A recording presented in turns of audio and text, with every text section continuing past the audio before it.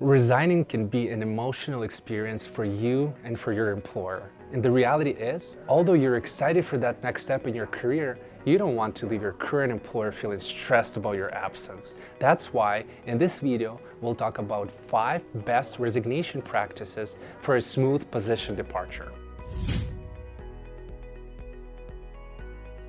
Number 1, write your resignation letter. Be brief, polite, and to the point. Stress that you want the separation as easy as possible and reiterate how grateful you are for the opportunity. Make sure you ask for suggestions for making the transition easier. Number 2, carefully choose your timing.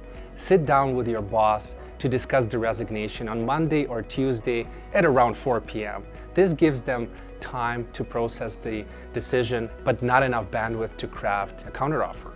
Also, avoid telling them on Friday at the end of the day, so it doesn't stress them out going into the weekend. Number 3, manage your emotions. Not everyone is good at change. Chances are, your co-workers will not be as excited about your departure as you are. Prepare to deal with the natural stress that comes from change. Other people will manage their stress differently than you, and be sure to give grace while they reconcile themselves to it. Number 4, explain your reasoning. Be respectful about why you're leaving. You might not want to share the details about why and where you're leaving, which is fine, but give minimum details so that people don't feel like you're being sneaky or shooting them out.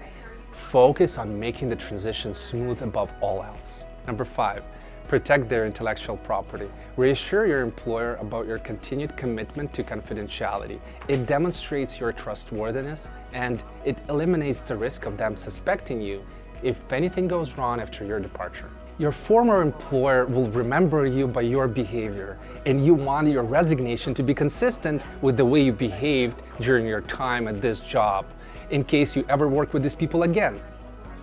Did we miss anything? What advice would you give to someone who is resigning?